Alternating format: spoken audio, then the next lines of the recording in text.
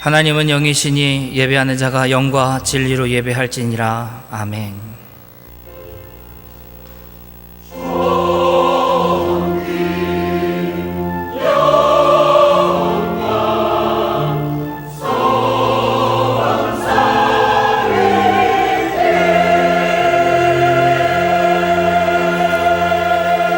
사랑하는 성도 여러분, 여호와는 마음이 상한 자에게 가까이 하시고 중심에 통회하는 자를 구원하시도다라고 하셨습니다. 지금 이 시간 성령께서 깨닫게 해주시는 대로 회개하는 기도를 드리겠습니다. 주여, 우리를 불쌍히 여겨 주옵소서. 하나님의 사랑과 은혜를 알며 살아가면서도 그 은혜가 무엇인지 망각하고 우리의 삶 가운데 질투와 시기와 불신으로 주님의 피를 값주고 사신 주님의 몸된 형제들을 시기하고 질투하였음을 용서하여 주시기를 원합니다. 하나님, 우리의 말과 행함이 없는 모습은 형제에 대하였음을 불쌍히 여겨 주옵소서. 용서하게 하여 주시고 주의 말씀을 따라 살지 않음도 주님 우리를 용서하여 주시고 사하여 주옵소서. 주의 뜻을 버리고 우리의 뜻대로 살아갔습니다. 하나님의 말씀을 거부하고 복음을 거부했던 세상 사람과 같이 살았음을 용서하여 주시기를 원합니다. 만일 우리가 우리 죄를 자백하면 저는 미쁘시고 의로우사 우리 죄를 사하시며 모든 불의에서 우리를 깨끗하게 하실 것이요, 사랑의 하나님, 이 놀라운 은총을 우리에게 허락하시니 감사합니다. 이제 예수 그리스도 안에 그리스도를 믿는 그 은혜 가운데 우리가 살기에 더 이상 죄가 우리를 주관치 못할 줄 믿습니다. 오늘 우리를 성령으로 강건케 하여 주시고 충만케 하여 주옵소서. 예수님의 이름으로 기도드립니다. 아멘. 전능하사 천지를 만드신 하나님 아버지를 내가 믿사오며 그 외아들 우리 주 예수 그리스도를 믿사오니 이는 성령으로 잉태하사 동정녀 마리아에게 나시고 본디오 빌라도에게 고난을 받으사 십자가에 못 박혀 죽으시고 장사한 지 사흘 만에 죽은 자 가운데서 다시 살아나시며 하늘에 오르사 전능하신 하나님 우편에 앉아 계시다가 저리로서 산자와 죽은 자를 심판하러 오시리라. 성령을 믿사오며 거룩한 공회와 성도가 서로 교통하는 것과 죄를 사하여 주시는 것과 몸이 다시 사는 것과 영원히 사는 것을 믿사옵나이다. 아멘. 여호와여, 내 기도를 들으시며 내 간구의 귀를 기울이시고 주의 진실과 의로 내게 응답하소서. 주의 종에게 심판을 행하지 마소서. 주의 눈앞에는 의로운 인생이 하나도 없나이다. 원수가 내 영혼을 핍박하며 내 생명을 땅에 엎어서 나로 죽은 지 오랜 자같이 나를 흑암 속에 두었나이다. 그러므로 내 심령이 속에서 상하며 내 마음이 내 속에서 잠담하니이다. 내가 옛날을 기억하고 주의 모든 행하신 것을 읊조리며 주의 손이 행하는 일을 생각하고 주를 향하여 주의 눈펴고 내 영혼이 마른 땅같이 주를 사모하나이다. 여호와여, 속히 내게 응답하소서. 내 영이 피곤하니이다. 여호와여, 주의 이름을 위하여 나를 살리시고 주의 의로 내 영혼을 환난에서 끌어내소서. 주의 인자하심으로 나의 원수들을 끊으시고 내 영혼을 괴롭게 하는 자를 다 멸하소서. 나는 주의 종이니이다. 아멘.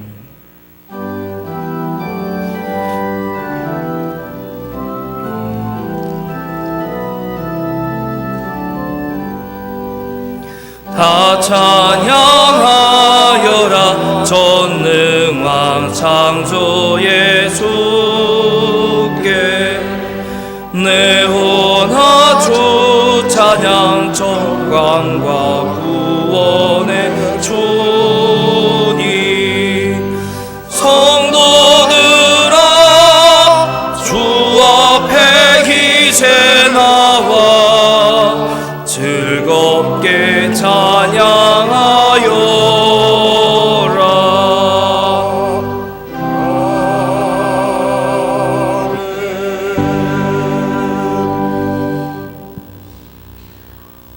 우리의 영과 우리의 육체의 생명 되신 하나님 아버지, 그리고 또 우리 인생의 주인 되신 하나님 아버지, 이렇게 하나님 앞에 머리 숙여 예배할 수 있도록 불러주시니 감사합니다.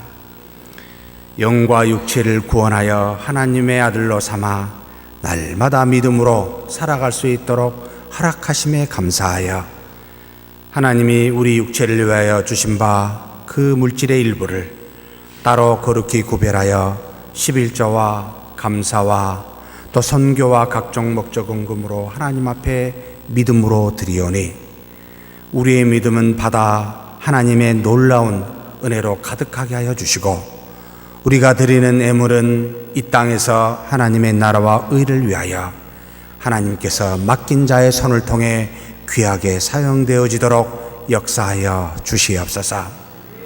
이 땅에 사는 우리 모두에게 주님 부르시는 그날까지 하나님을 사랑하고 이웃을 사랑하는 사명을 허락하여 싸우니 오늘도 주의 몸된 교회 안에서 봉사하는 모든 손길과 발길 그들의 마음 위에 하나님의 은혜와 사랑과 기쁨이 가득하게 하여 주시고 교회 밖에서 이웃을 사랑하는 우리의 일반적인 모든 일상의 생활에 하나님의 놀라운 역사가 있게 하여 하나님 정말로 미물이라도 사랑할 수 있는 우리 모두가 되게 복내려 주시옵소서.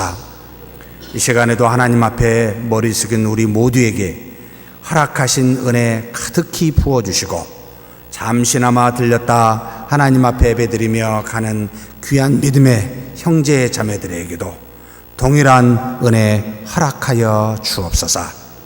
감사하고 우리 주님 예수님의 이름으로 기도하옵나이다.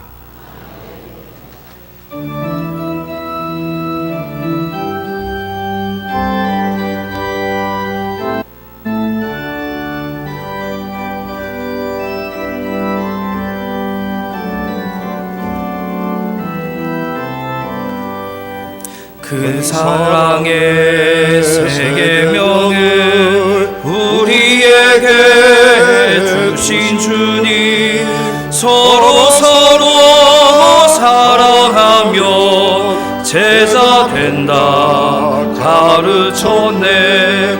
그 연약한 제자들을 그날까지 사랑하고 함께 찬송 부르시며 감람산을 오르셨네. 겟세마네 기도로서 아버지 뜻을 이루시고 십자가의 고난길로 걸어가신 우리 주님 악한 무리 막으려고 겁을 빼는 제자에게 죽기까지 인내하라 조용하게 말씀했네. 우리 위해 기도하신 주의 뜻을 이루시고 우리 모두 주 안에서 하나 되게 하옵소서. 흠어 진리 말씀으로 거룩하게 하시어서 그 신사랑 실천하신 주 따르게 하옵소서. 아멘.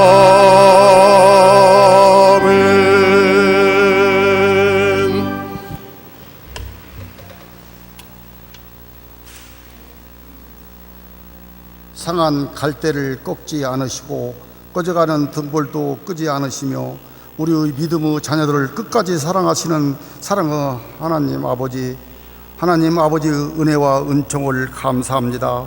오늘은 거룩한 안식일 복된 날을 우리에게 주시고 아버지 앞에 예배하게 하시니 참으로 감사합니다. 이 시간 신령과 진리로 정성을 다해 예배하게 하옵소서. 하나님 아버지, 지금 계절은 아주 추운 계절을 이겨내고 메마른 가지에 새싹을 뜨게 하시며 풍성한 햇빛과 단비로 모든 만물을 소생시키시어 산천 초목이 푸르름으로 가득 채워져 우리 마음에 희망과 생명을 주시는 계절입니다.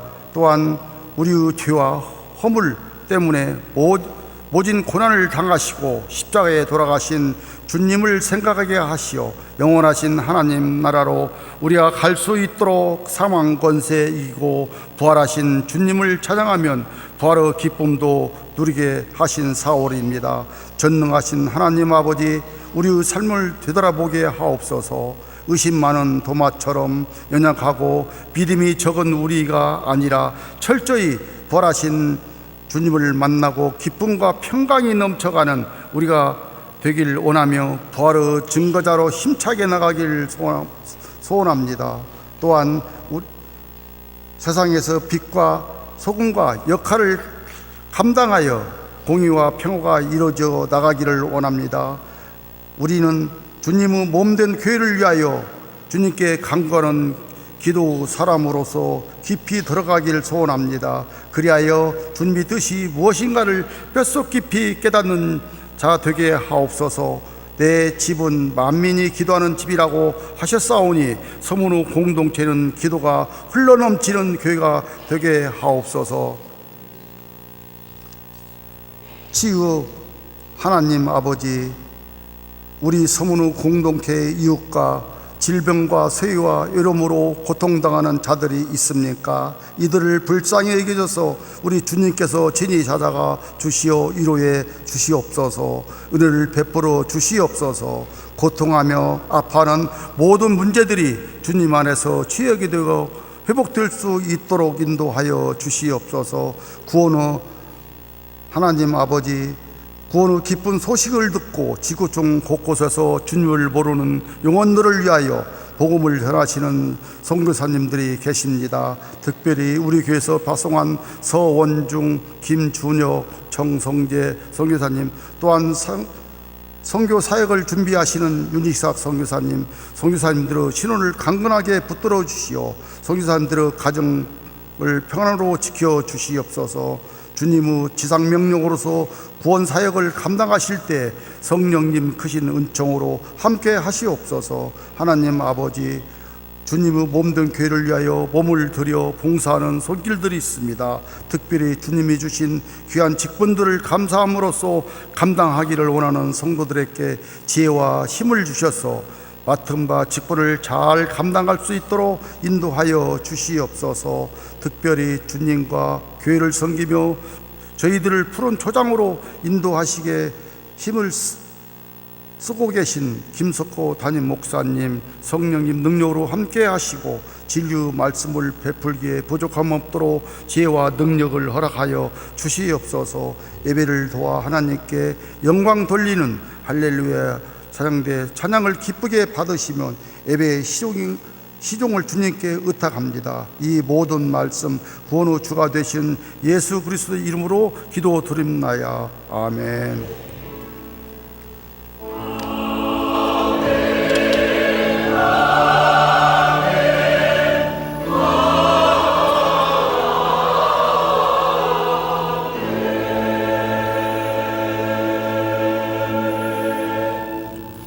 오늘 우리에게 주신 말씀은 요한복음 15장 12절부터 19절까지 말씀입니다.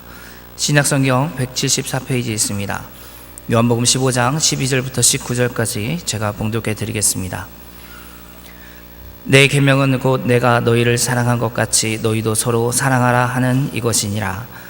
사람이 친구를 위하여 자기 목숨을 버리면 이보다 더 큰 사랑이 없나니 너희는 내가 명하는 대로 행하면 곧 나의 친구라. 이제부터는 너희를 종이라 하지 아니하리니 종은 주인이 하는 것을 알지 못함이라. 너희를 친구라 하였노니 내가 내 아버지께 들은 것을 다 너희에게 알게 하였음이라. 너희가 나를 택한 것이 아니요 내가 너희를 택하여 세웠나니 이는 너희로 가서 열매를 맺게 하고 또 너희가 열매가 항상 있게 하여 내 이름으로 아버지께 무엇을 구하든지 다 받게 하려 함이라. 내가 이것을 너희에게 명하면 너희로 서로 사랑하게 하려 함이라. 세상이 너희를 미워하면 너희보다 먼저 나를 미워한 줄을 알라. 너희가 세상에 속하였으면 세상이 자기의 것을 사랑할 것이나 너희는 세상에 속한 자가 아니요 도리어 내가 너희를 세상에서 택하였기 때문에 세상이 너희를 미워하느니라. 아멘.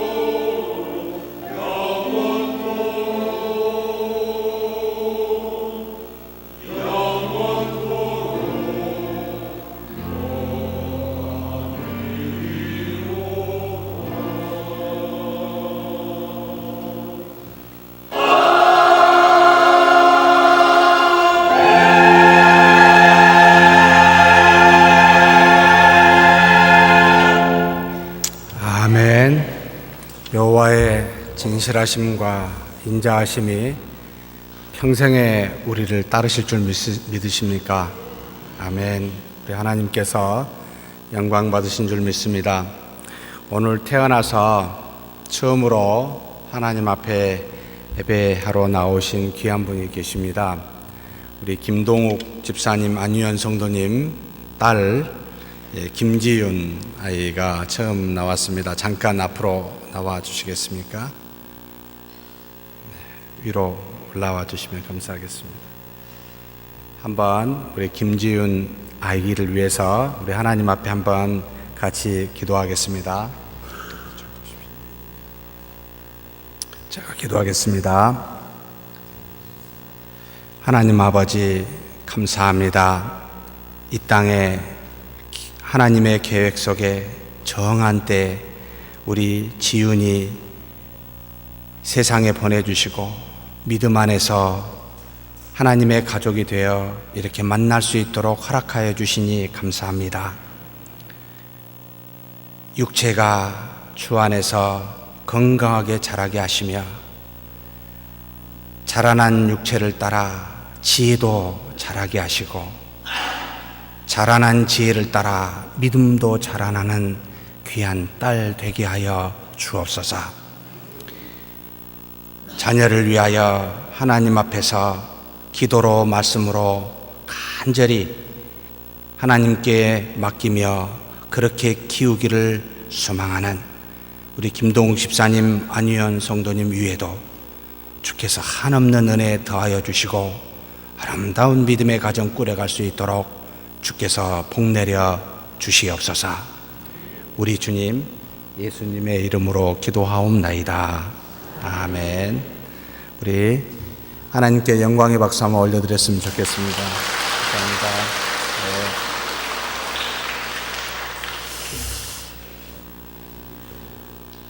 지난주에 요한복음 15장 1절에서 12절 말씀 가지고 참 포도나무와 가지의 비유를 함께 상고하였습니다. 예수님께서 제자들을 떠나 아버지께로, 하나님 아버지께로 가신 것은 우리에게 참 여러 유익이 있었는데 이는 곧 보혜사 성령을 보내시기 위함이었다라고 가르쳐 주었습니다. 이 보혜사 성령으로 말미암아 우리는 하나님과 신비한 연합을 이루는 하나님의 자녀되는 그리스도와 같은 놀라운 은혜를 받게 되었음을 우리가 함께 나누었습니다. 이 참포도나무와 가지의 신비한 연합은 가지와 참포도나무와의 경계선이 보이지 않듯이 가지가 참포도나무가 되는 놀라운 연합임을 함께 나누었습니다. 즉 가지로 그리스도와 같은 하나님의 아들이 되게 하는 놀라운 연합임을 우리는 깨닫게 되었습니다. 그리고 또 이 신비한 연합은 참 포도나무가 가지고 있는 모든 영양분을 동일하게 제공을 받는데 이는 곧 그리스도께서 하신 말씀을 생각나게 하고 가르치심을 받아 진리 가운데로 인도함을 받는 놀라운 역사가 있다. 그런데 이렇게 하나님께서 가지를 참 포도나무로 접붙여 참 포도나무가 되게 하신 것은 농부인 아버지와 참 포도나무인 예수 그리스도 그리고 접붙이게 하신 성령의 하나님에 의해서 이 삼위일체 하나님에 의해서 이루어지는 구원 사역임도 동시에 알고 기억하여 이 땅에 살면서 자신이나 세상의 것이나 물질을 의지하지 말고 오직 구원에 이르게 하시는 삼위일체 하나님만 의지하고 기대는 우리가 되어야 한다라는 것도 나누었습니다. 그리고 마지막으로 참포도나무의 이런 접붙임을 당해서 참포도나무가 된 우리인 가지는 저쪽에 다른 쪽에 붙어있는 참포도나무의 가지와도 분리되어 있지 아니하는 서로 하나 되는 연합하고 있는 믿음의 가족임도 기억하라 라고 나누었습니다. 그래서 우리는 그리스도 안에 있는 모든 사람들은 형제 자매인 한 가족이기에 가족이 이유 없이 서로 사랑하는 그와 같은 존재이기에 예수님께서는 내가 너희를 사랑한 것처럼 너희도 서로 사랑하라 여기까지 가야 모든 것이 완성이라 라는 말로 함께 은혜를 나누었습니다. 그래서 이 말씀, 곧 요한복음 15장 12절에 이 주님이 주신 계명, 내가 너희를 사랑한 것 같이 너희도 서로 사랑하라 하는 이것은 두 가지 의미를 내포하고 있다라는 것도 알아야 합니다. 첫째는 원래는 가지였는데 참 포도나무가 되어 곧 내가 너희를 사랑한 그 사랑, 그리스도의 사랑이, 참 포도나무의 사랑이 가지인 우리에게까지 미침으로 우리 안에 모든 것을 사랑할 만한 능력이 존재하고 있음을 존재론적으로 이해하십시오.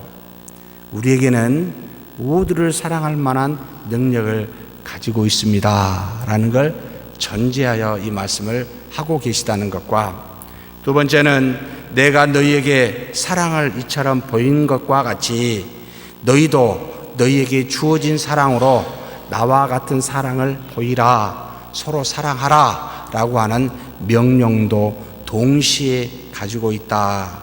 이것을 기억하라 라는 말입니다. 자, 그렇다면 이런 사랑의 능력을 가지고 있는 우리가 어떻게 예수님과 같은 사랑을 보일 수 있을까? 아니, 예수님은 어떤 사랑으로 과연 우리를 사랑했던 것일까? 그 예수님을 깊이 묵상하여 저와 여러분이 그런 사랑으로 옆에 계신, 앞에 계신, 뒤에 계신 모든 분들을, 아니 이 자리에도 없지만 밖에 있는 모든 하나님을 사랑하는 믿음의 형제 자매를, 아니 믿지 않더라도 하나님의 형상을 따라 만든 모든 우리 인간을, 아니요 하나님이 만드신 모든 피조물을 그렇게 사랑할 수 있는 저와 여러분이 되기를 주의 이름으로 축복합니다. 그렇다면 먼저 예수님의 사랑이 무엇인지 좀 살펴봤으면 좋겠습니다. 예수님께서는 친구를 위해 자신의 목숨을 버리는 사랑으로 사랑하라 라고 보이시며 우리에게 그렇게 말씀하고 계십니다. 요한복음 15장 13절에서 14절 말씀입니다. 사람이 친구를 위하여 자기 목숨을 버리면 이보다 더 큰 사랑이 없나니 너희는 내가 명하는 대로 행하면 곧 나의 친구라.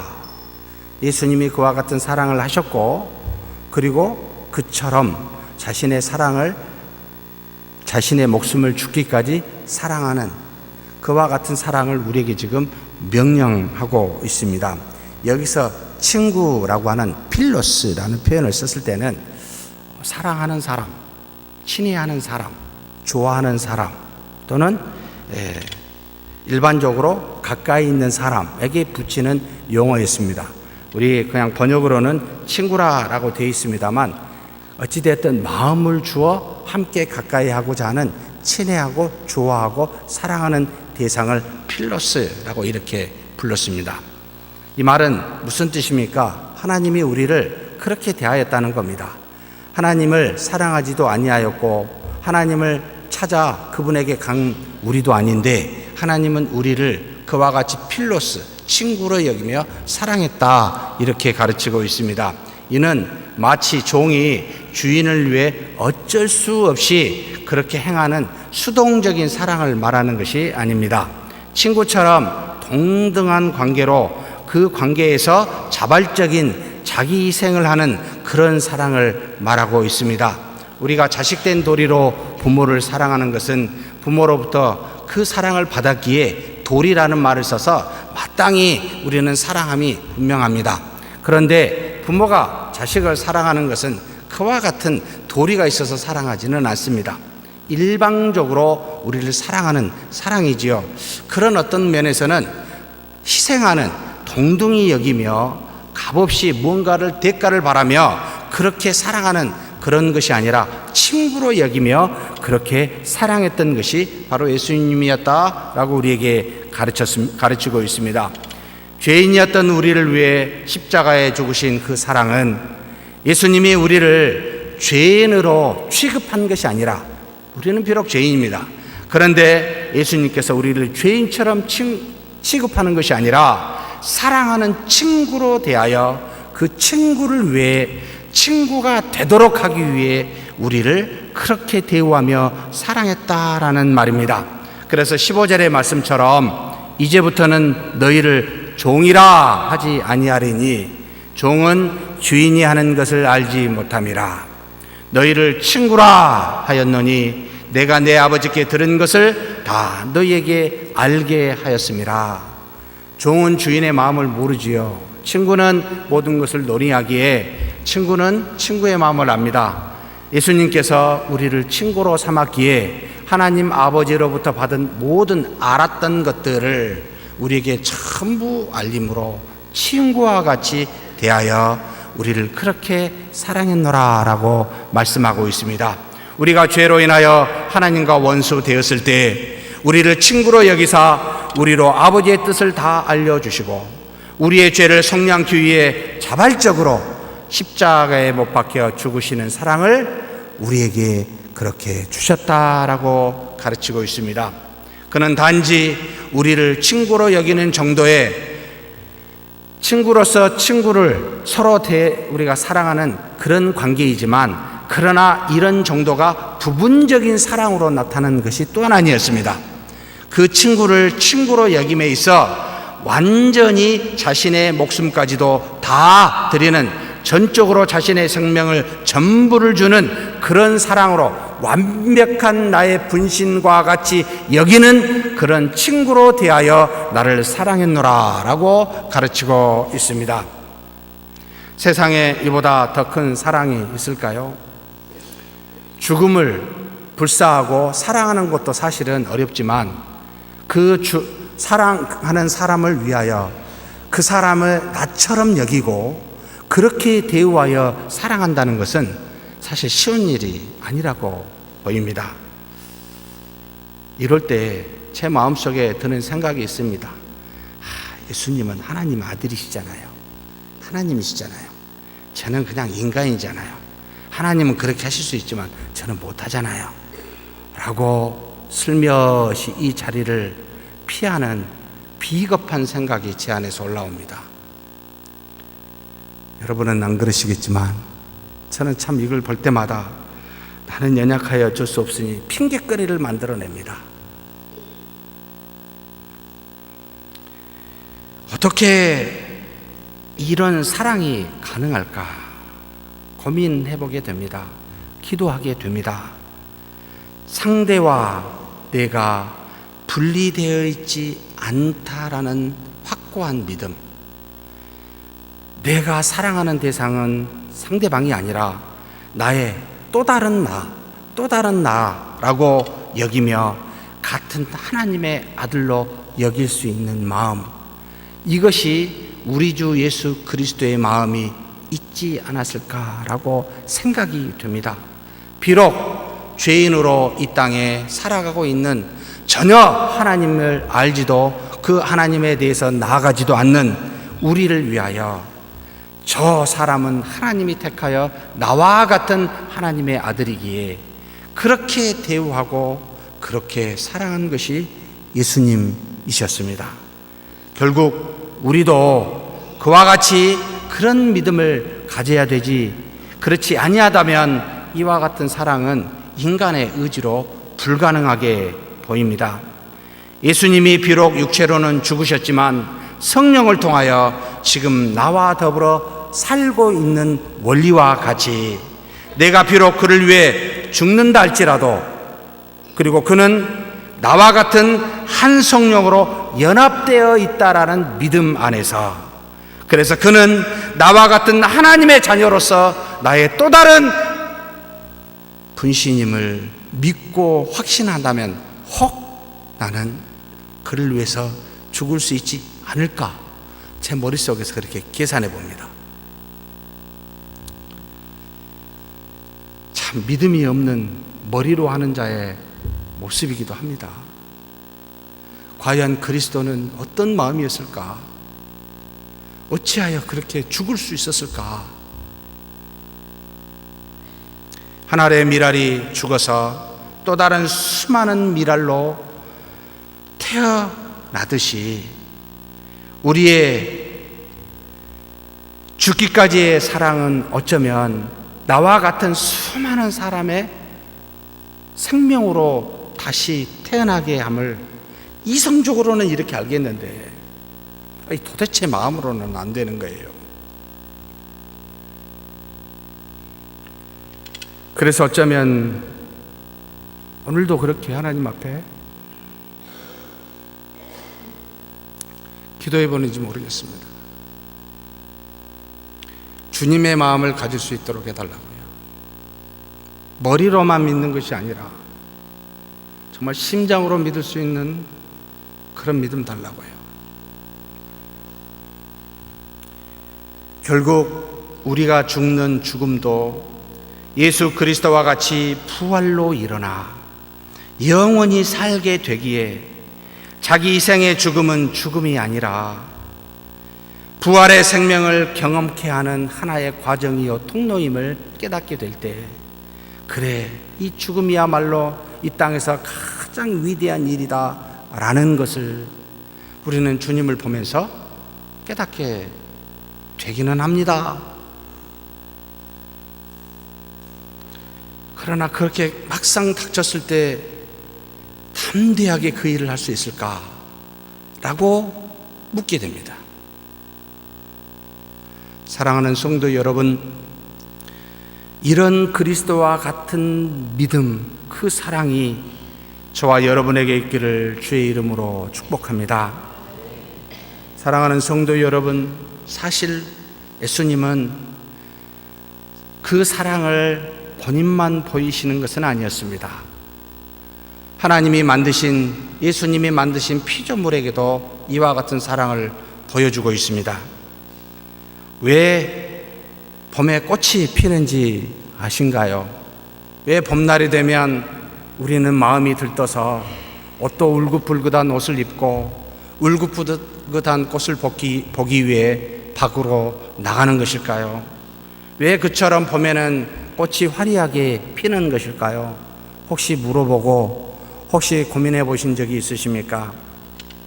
꽃은 식물의 유일한 생식기관입니다. 그래서 이 꽃이 번식하기 위해서, 씨를 맺도록 하기 위해서 움직일 수 없기에 잠시나마 화려하게 형형색색으로 꽃을 피우고 향기로운 냄새를 드러내어 외부에 있는 생물을 통하여 자신의 생존을, 번식을 위해서 잠깐 동안 있다가 져가는 그 화려함은 사실을 잠깐 뒤에 사라져가는 또 다른 생존, 생명을 번식하기 위한 하나의 희생임을 우리는 알고는 있는 걸까요? 꽃은 자신을 자랑하기 위해 화려하고 향기롭게 피는 것이 아니라 씨를 맺기 위해서 자신의 모든 것을 내주기 위해 짧지만 그렇게 강렬하게 자신을 드러내고 사라집니다. 어디 꽃뿐만이 그러겠습니까? 씨앗도 마찬가지 아닙니까? 그 씨가 죽지 아니하면 어떻게 거기에서 싹이 날 수 있습니까? 어찌 꽃과 씨만 그러겠습니까? 여러분 혹시 꽃 피는, 화려하게 피는 꽃 밑에 자세하게 살펴보거나 꽃 주변을 혹시 살펴본 적이 있으십니까? 꽃이 피우기 전에 그 꽃망울을 담기 위하여 있는 봉우리가 있는데 말라 떨어져 있어서 지저분합니다. 왜요? 꽃을 보존하기 위해서 짧은 기간 동안 그 망우리는 있다가 사라져 버립니다. 어찌 꽃과 씨와 망우리만 그러하겠습니까? 여러분, 나무의 잎도 마찬가지 아닙니까? 가을이면 단풍이라고 우리는 좋아서 보러 다니지만, 그러나 단풍을 맺어 스스로 가지에서 떨어내 본래의 나무를 겨울 동안 살리기 위하여 스스로 거름이 되는, 여러분, 자기 희생을 하나님은 만드신 피조물 속에서 명명백백하게 우리로 하여금 깨달아 가르치고 계십니다. 이것이 사랑이라는 거였습니다. 우리 사람도 마찬가지입니다. 누가 가르쳐주지 않아도 부모된 우리는 자식을 위해 평생을 희생하며 사랑합니다. 어디에서 배웠습니까? 누가 그걸 알려주던가요? 우리 인생에 심어놨습니다. 그 하나님의 사랑을요. 그런데 이 사랑을 예수님은 그 정도에 머물러 있지 말고 또 다른 가지에 거기까지 이르라고 확대하라고 지금 가르치고 있습니다. 할 수 있습니다. 제 속에서 아우성칩니다. 너 할 수 있다. 불가능한 것을 나에게 명한 것이 아니라 너는 그리스도로서 참 포도나무와 연합된 가지니 넌 할 수 있다. 그렇게 확대해라. 라고 우리에게 부르짖고 계십니다. 그래서 요한복음 12장 24절에 내가 진실로 너희에게 이르노니 한 알의 밀이 땅에 떨어져 죽지 아니하면 한 알 그대로 있고 죽으면 많은 열매를 맺느니라 라고 자연의 이치를 통하여 좀 주고봐라. 너도 어떤 일이 일어나는지를 좀 경험해봐라 라고 가르치고 계십니다. 세상은 우리가 할 수 있는 범위 안에서 적당한 사랑을 가르치지만 예수님은 우리의 생명 전부를 바쳐 사랑하라 라고 가르치십니다. 그렇게 사랑하는 저와 여러분이 되기를 주의 이름으로 축복합니다. 두 번째로 예수님은 상호 간의 사랑을 가르치지 아니하시고 일방적인 사랑을 가르치고 계십니다. 요한복음 15장 16절에 너희가 나를 택한 것이 아니요 내가 너희를 택하여 세웠나니 나는 너희로 가서 열매를 맺게 하고 또 너희 열매가 항상 있게 하여 내 이름으로 아버지께 무엇을 구하든지 다 받게 하려 함이라. 우리로 풍성한 열매를 맺도록 우리를 사랑하신 그 희생은 우리가 하나님을 사랑해서 우리가 하나님께 나아가니까 그래 괜찮네. 그래서 내가 너를 사랑이 아니라 일방적으로 택하여 사랑하였노라고 이야기하고 계십니다. 예수님께서는 자신의 목숨을 바치시기까지 사랑하는 대상은 자신을 향해 나온 자신을 사랑한 사람을 대상으로 한 것이 아니라는 거였습니다. 내가 나를 사랑하니까 나도 너를 사랑하는 세상이 가르치는 그와 같은 상호 호혜적인 사랑으로 주님은 우리를 사랑한 것이 아니다 라고 지금 가르치고 있습니다. 자신이 일방적으로 택한 사람들을 사랑하셨노라고 말씀하고 있습니다. 구원하시려고 이 땅에 오신 예수님을 우리는 오히려 예수님을 환영치 아니하고 거역하며 배신하여 십자가에 죽이기까지 했습니다. 그래서 그것을 미리 아시고 요한복음 1장 9절에 11절에 사도 요한으로부터 이렇게 증거케 하셨습니다. 참 빛, 곧 세상에 와서 각 사람에게 비추는 빛이 있었나니 그가 세상에 계셨으며 세상은 그로 말미암아 지은 바 되었으되 세상이 그를 알지 못하였고 자기 땅에 오매 자기 백성이 영접하지 아니하였으나 이처럼 배신한 우리를 예수님은 일방적으로 또 조건 없이 택하여 십자가에 죽기까지 사랑하셨습니다. 믿으십니까? 그런 사랑을 받았습니다. 그러나 세상은 우리에게 사랑은 그렇게 하는 것이 아니라고 속삭입니다. 그렇게 하면 아무 소용도 없고 헛수고이며 오히려 손해볼 거라고요.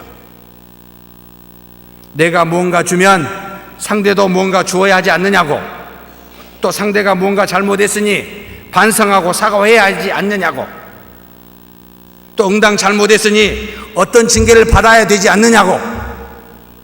우리는 마땅히 세상에서 가르치신 지식을 따라 논리적으로 판단하는 습관을 갖고 있습니다. 그래야 내가 용서를 하든지 말든지 할 거 아니냐고, 그래야 내가 그를 이해하고 받아들인지 말든지 할 게 아니냐고. 항상 우리는 상대에 따라 상대방이 어떻게 하느냐에 따라, 조건에 따라, 환경에 따라 사랑의 여부를 결정하는 습관을 갖고 있습니다. 사랑하는 성도 여러분, 우리 하나님이 우리에게 그렇게 사랑했을까요? 만약 우리 하나님이 우리처럼 그런 사랑으로 우리를 대한다면 우리는 과연 어떻게 될까요? 우리는 그 즉시 그 자리에서 죽임을 당할 겁니다. 세상에 하나님을 본 자가 없다는 말은 죄인인 우리가 직접 하나님을 보는 순간 하나님으로부터 죽임을 당하기 때문에 세상에 직접 하나님을 볼 수는 없습니다. 마치 하나님이 명하지 않는 다른 불을 향로에 담아 가다가 죽은 아론의 두 아들, 바로 나답과 아비후와 같이, 또 부지 중에 하나님의 궤를 만지다가 죽은 아비나답의 아들 우사와 같이 우리는 하나님이 우리와 똑같은 방식으로 사랑했다면 우리는 그 자리에서 죽을 수밖에 없었을 겁니다. 그러나 하나님은 그렇지 않으셨습니다. 우리 모두를 그렇게 대하시지 않으셨습니다. 하나님은 자비로우시다고 말씀하십니다. 모세가 하나님의 산 호렙산에 올라가 두 돌판의 십계명을 받으러 40일간 금식하여 그곳에 있었을 때 모세가 더디 오는 것을 참지 못하고 이스라엘 백성들은 아론으로 하여금 금송아지를 만들게 하여 그것을 섬기는 우를 밑에서 범하고 있었습니다. 모세가 내려와 그와 같은 모습을 보고 하나님이 주신 그 두 돌판을 던져 깨뜨리며 하나님의 분을 드러내어 자기 편에 선 네 사람으로 하여금 진영 이쪽에서 저쪽까지 왕복하게 하며 칼로 자신의 친구와 친족들을 치게 하여 그날 3,000명을 벌하는 일이 있게 됩니다. 저는 그 말씀이 참 무시하다, 무시무시하다, 어찌 미리 잔인하시나 라고 생각했을 때, 여러분 총 이스라엘의 백성이 몇 명인지 아십니까? 출애굽하여 남자만 60만 명, 도합 모든 가족을 치면 200에서 300만 명이 하나님이 아닌 금송아지를 우상으로 삼아 섬기고 있었을 때 하나님은 그 중에 1000분의 1의 전체를 대신하여 징계하였습니다. 1000분의 1을 감하여요. 그러면서 하나님께서 모세에게 두 돌판을 직접 만들어 다시 하나님의 산 호렙산에 오게 하시어 이와 같은 말씀을 그 모세에게 말씀하십니다. 출애굽기 34장 6절에서 7절의 말씀입니다.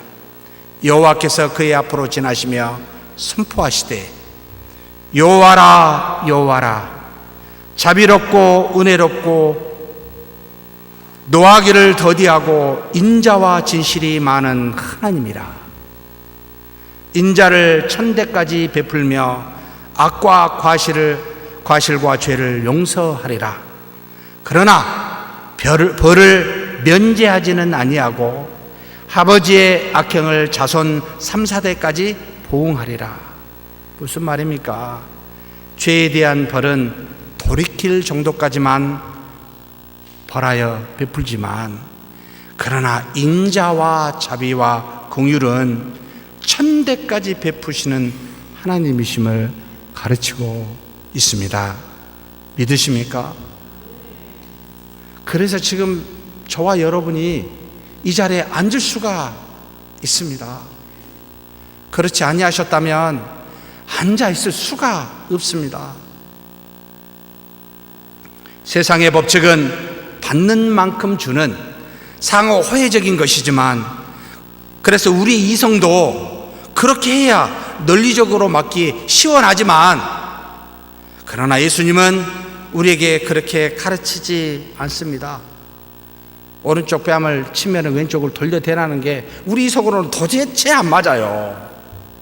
세상의 논리에 여러분 오리엔테이션 돼 있으니 안 받아들여지는 거예요. 그러나 일방적인 사랑을 베푸시는 예수님은 우리에게 그렇게 가르칩니다. 속옷을 달라 하면 겉옷까지 주고 오리를 가자 하면 심리까지 가라. 예수님은 우리를 일방적으로 택하여 조건 없이 사랑하였듯이 우리도 그렇게 상대방의 반응이나 조건에 따라 하지 말고 자신처럼 일방적으로 사랑하라 라고 가르치십니다. 하나님이 가르치신 사랑은 무조건적이라는 말입니다. 그래서 바울은 다음과 같이 고백합니다. 로마서 13장 8절에 피차 사랑의 빚 외에는 아무에게든지 아무 빚도 지지 말라. 남을 사랑하는 자는 율법을 다 이루었느니라. 여러분, 사랑의 빚은 마음껏 지십시오. 일방적으로 사랑하고 일방적으로 받으십시오. 다른 것 말고. 이 사랑이야말로 여러분 최고입니다. 호혜적으로 하지 말라는 겁니다. 그러니 사랑하는 성도 여러분, 혹시 가족을 사랑하는데 이유와 조건이 있었습니까? 가족을 사랑하는 것은 이유가 없이 그냥 가족이기 때문에 우리는 사랑하는 것 아닙니까? 그처럼 그리스도 안에서 하나님의 가족된 우리도 이유와 조건 없이 가족이기 때문에 그렇게 사랑하라 일방적으로 말씀하고 계십니다. 세 번째로 예수님이 주신 사랑, 생명의 전부를 주는 사랑, 일방적인 사랑은 세상에 속하여 있지 않기 때문에 세상으로부터 미움을 받을 것이라고 우리에게 미리 경고하고 계십니다. 15장 18절 19절에 세상이 너희를 미워하면 너희보다 먼저 나를 미워한 줄을 알라. 너희가 세상에 속하였으면 세상이 자기의 것을 사랑할 것이나 너희는 세상에 속한 자가 아니요 내가 너희를 세상에서 택하였기 때문에 세상이 너희를 미워하느니라. 예수님은 죄가 있는 세상에서 비롯된 분이 아니기 때문에 하늘에 속하여 하나님께로부터 비롯된 분이시기 때문에 세상에 있는 것과 여러분 다릅니다. 이 땅에 오셔서 살인과 무정의 죄를 책망하시고 죄로 인해 죽고 고통하는 자를 살리시기 위하여 곧 하늘로부터 온 그런 사랑을 구현하시기 위해서 이 땅에 오셨습니다. 사실 하나님의 형상을 따라 만들어진 우리 인간도 처음에는 그 사랑에 충만했습니다. 위로는 하나님을 사랑하며 그렇게 에덴 동산에서 거닐며 교통하였고 또 하나님이 만드신 피조물은 하나님과 함께 이름을 지어 함께 교통하는 그와 같은 사랑을 구현하고 있는 것이 처음의 모습이었습니다. 그런데 불순종으로 인한 죄로 말미암아 하나님과 관계가 단절되고 인간과 피조물의 관계가 깨뜨려지는 사망이 이 땅에 들어오게 되었습니다. 그래서 그 이후로는 우리는 하나님도 다른 사람도 다른 피조물도 사랑하고 고려하여 생각하는 존재가 된 것이 아니라 자신만 또 자신의 육체만 자신의 생명만 자신의 인생만 생각하는 중시하는 그런 존재가 되어버렸습니다. 모든 것이 깨어진 관계 속에서 우리는 생존하기 위해서 인간도 자연도 약육강식이라는 그런 논리가 삶의 가장 중요하고도 자연스러운 이치가 되어버렸습니다. 치열한 경쟁 속에서 내가 죽지 않고 살아남기 위해서는 나는 남보다 강해야 한다. 무엇이든지 더 가져야 된다. 그것이 물질이든 돈이든 지식이든 건강이든 가져야 한다. 이런 논리가 깨어진 세상에, 죄 있는 세상에 판을 치게 되었습니다. 그래서 우리는 언제부턴가 어찌하든 어떤 곳이든 높은 자리에 앉기 위해 선악과 방법을 가리지 아니하고 가게 되었고, 높은 자리에 앉게 되면 승리와 성공의 상징이 되어 자신도 모르게 의식하든 의식하지 않든 낮은 자리에 사람을 보고 무시하고 상처 주는 일이 있게 되었습니다. 아무리 노력을 해도 높은 자리에 앉지 못하는 낮은 자리에 앉은 사람은 세상을 원망하고 무능한 자신을 탓하여 절망하는 그와 같은 사회가 되어버렸습니다.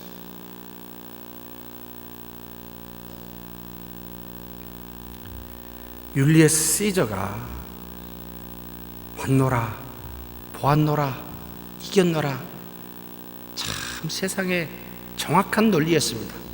외쳤을 때 우리 주 예수 그리스도도 그렇게 외쳤을까요? 저는 왔노라, 맞았노라, 죽었노라, 이렇게 외치신 분이 우리 주님이라고, 그렇게 사랑으로 우리에게 왔노라고 성경을 읽을 때마다 그렇게 느껴집니다. 예수님의 사랑은 그래서 세상이 주는 것 같이 그런 사랑이 아니기에 때리는 자에게 맞으며 가져가는 자에게 주며 심지어 자신의 이득을 위해 죽이려는 자에게 목숨까지 내어주며 죽는 그런 사랑을 여러분 구현하셨습니다. 그래서 세상은 절대로 여러분 예수님을 존중하지 않습니다. 그가 세상에 속하지 아니하였기 때문에요. 그를 미워하고 그 사랑을 증오했습니다. 왜냐하면 세상은 그들의 죄를 유지하기 위해서 육체의 생명이 가장 중시 여겨져야만 했고 상호회라는 합리적인 사고가 바탕이 되어져야만 했습니다. 그래서 대제사장과 바리새인들은 무한한 일방적인 사랑을 하는 예수 그리스도를 참을 수가 없었습니다.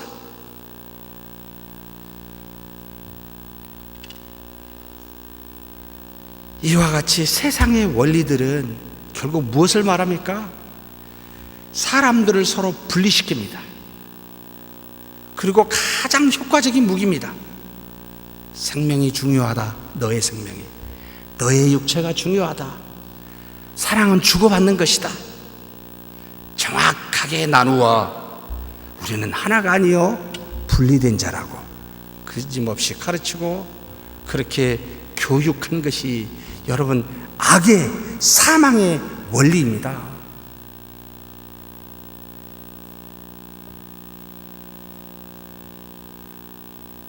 그래서 목숨까지도 버리며 사랑하고 일방적으로 사랑하는 가정까지도 파괴하는 것이 세상입니다. 그러므로 사랑하는 성도 여러분, 우리가 하나님의 자녀들로서 그리스도와 같은 사랑을 하게 되면 어떻게 될까요? 반드시 세상으로부터 환영받을까요? 아니요. 미움을 받습니다. 기억하십시오. 미움받습니다. 핍박받습니다. 목숨까지 내놓으라고 이야기합니다. 여러분 그러실 수 있습니까? 주님은 목숨을 내놓으셨습니다. 여러분 그럴 수 있습니까? 그 사랑을 갖고 있는데 우리는 그럴 수 있을까요? 믿음이 있는 자는 답을 뭐라 할까요? 네. 저처럼 믿음이 연약한 자는 글쎄요. 저도 제가 깝깝합니다. 예수님도 그런 사랑으로 세상에 왔기에 이를 견딜 수 없는 세상이 그를 십자가에 못 박게 되었습니다. 못 박았습니다. 그런데 세상은, 사랑하는 성도 여러분 기억하십시오. 그것이 곧 하나님의 사랑을 성취하게 하는 그런 것인 줄은 꿈에도 생각지 못했습니다. 그것이 하나님의 뜻이었음을 그들은 죽었다 깨어나도 몰랐습니다. 예수님은 십자가에 못 박힌 그들은 끝났노라고, 이겼노라고 무덤에 3일 동안, 그 짧은 기간 동안에 그들은 승리의 축배를 마시고 있었습니다. 그러나 그 축배가 오래 갔을까요? 여러분 아니었습니다. 우리가 보았듯이 3일 만에 부활하여 죽음이 곧 생명을 죽일 수 없음을, 부활로 말미암아 영원한 생명으로 다시 태어남을 여러분 세상에 알린 것이 우리 주 예수 그리스도입니다. 결국 사랑으로 죽은 것은 모든 생명을, 영원한 생명을 주는 놀라운 일임을 아무도 몰랐습니다. 심지어 제자도 몰랐습니다.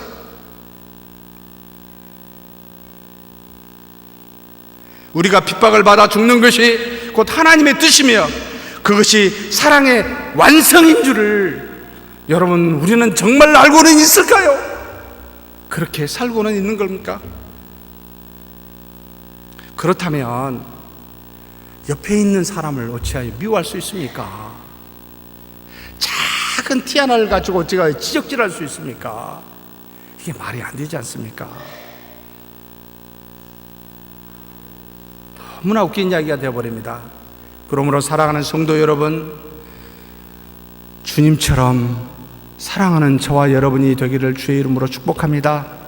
그래서 고린도전서 13장 4절에서 7절에 정말 위대한 말씀을 하셨습니다. 사랑은, 같이 한번 읽겠습니다. 사랑은 오래 참고, 사랑은 온유하며 시기하지 아니하며, 사랑은 자랑하지 아니하며 표만하지 아니하며, 무례히 행하지 아니하며 자기의 유익을 구하지 아니하며, 성내지 아니하며 악한 것을 생각하지 아니하며, 불의를 기뻐하지 아니하며 진리와 함께 기뻐하고, 모든 것을 참으며 모든 것을 믿으며 모든 것을 바라며 모든 것을 견디느니라. 세상의 미움을 당연시 여기고 생명의 전부를 다하여 일방적으로 사랑하는 주님과 같은 사랑을 하는 저와 여러분이 되기를 주의 이름으로 축복합니다. 하나님 아버지 감사합니다. 연약하고 부족한 우리들, 주님의 사랑으로 우리를 구원하사 그 사랑 허락하여 주셨사오니 주님 붙들고 주님처럼 생명을 다하여 사랑하는 우리가 되게 하여 주옵소서. 상대가 나를 사랑한다 하지 아니할지라도 일방적으로 사랑할 수 있는 우리가 되게 하여 주옵소서. 주님의 길을 뒤따라 갈 때마다 주님처럼 세상이 미워함을 받게 됨을 알고, 그럴 때마다 주님 앞에 머리 숙여 죽음이 곧 생명을 낳게 하는 것인 줄 알고 그 사랑을 완성하는 우리가 되게 하여 주시옵소서. 우리 주님 예수님의 이름으로 기도하옵나이다. 아멘.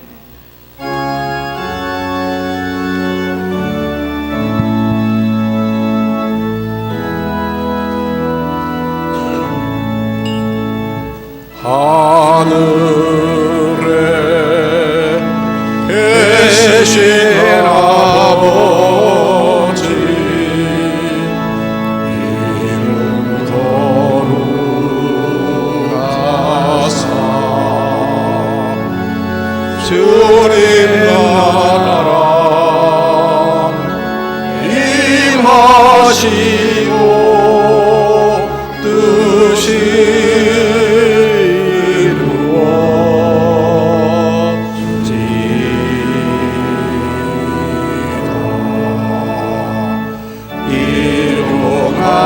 양심 주시고 우리들의 근죄 다 용서하시고 또 시험에 들게 하시고 악에서 구원하소서. 대개 주의 권세 주의 영광 영원히